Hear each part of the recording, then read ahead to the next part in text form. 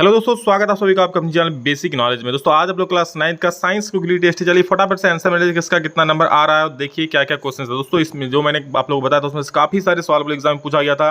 ठीक है, तो चलिए फटाफट से देख लीजिए किसका कितना नंबर आया। इस बार से आप लोगों का पैटर्न चेंज हो चुका है। आप लोगों का ऑब्जेक्टिव सब्जेक्टिव दोनों प्रकार के सवाल आ रहे हैं। सबसे पहला सवाल है, व्हिटेकर द्वारा सभी जीवों को कितनी जगत में बांटा गया है? तो 5 जगत में बांटा गया। ऑप्शन बी बिल्कुल सही उत्तर हो जाएगा। नील हरित शैवाल है तो ये एक सौपोषी हो जाए, यानी ऑप्शन नंबर ए बिल्कुल सही उत्तर हो जाएगा।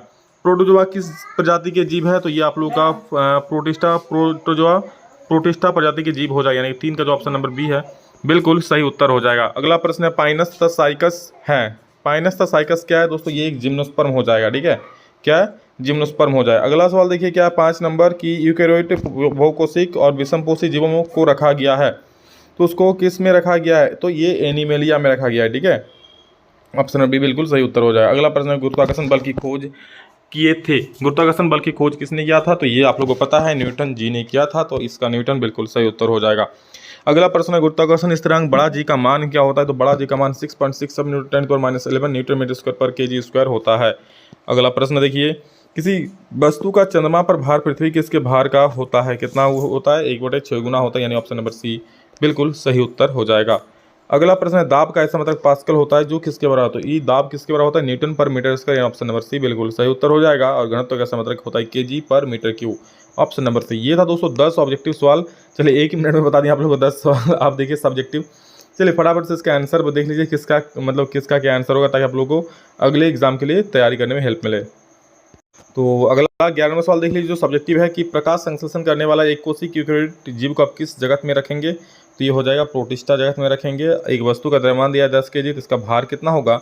भार यानी डब्लू, वेट निकालने वाला डब्लू का फॉर्मूला होता है m इंटू जी। एम जी यानी कि 10 इंटू 9.8, बस गुना कर देना। 98 इसका आंसर, 98 न्यूटन आंसर हो जाएगा। अगला प्रश्न है, पक्षी वर्ग और स्तनपायी वर्ग में प्रमुख अंतर लिखिए। तो पहला अंतर क्या देख लीजिए, पक्षी वर्ग में है, इसमें इस वर्ग में जंतु अंडे देते हैं, जबकि इस वर्ग के जो जंतु होते हैं शिशुओं को जन्म देने वाले होते हैं। हाँ, कुछ जंतु जरूर अपवाद के रूप में अंडे भी देते हैं। इसमें दूध ग्रंथियाँ नहीं होती पक्षी में, जबकि इसमें दूध ग्रंथियाँ होने वाला दूध ये लोग देते हैं, ये लोग दूध नहीं देती है पक्षी। इनमें चोंच होता है, पक्षियों में चोंच होता है, जबकि जो स्तनपायी होता है उनमें दांत होता है। जैसे मनुष्य हो गया, जीव जंतु हो गया, सब में दांत होता है ना। अगला देखिए, उत्प्लावकता से आप क्या समझते हैं? तो जब किसी वस्तु को किसी तरल में डुबाया जाता है तो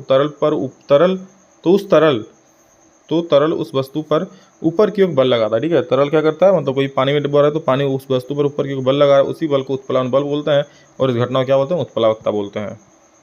पादप जगत के प्रमुख वर्ग कौन कौन से और इस वर्गीकरण का आधार क्या है? तो पादप जगत के प्रमुख वर्ग है थैलोफाइटा, ब्रायोफाइटा, टेरिडोफाइटा, जिम्नोस्पर्म और एंजियोस्पर्म। ये 5 प्रमुख जगत है, और इनके वर्गीकरण का आधार जो है 4 वो लिखा हुआ है, इसको देख लीजिए, 4 प्रमुख है इसका point.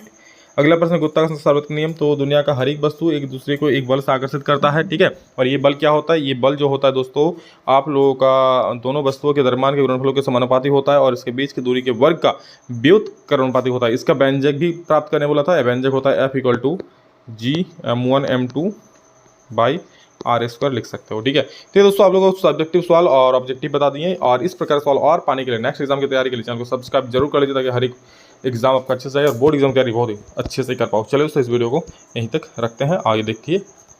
Love you all, thank you, love you. अभी के लिए इतना ही, फिर हम मिलेंगे, तब तक के लिए जय हिंद, वंदे मातरम।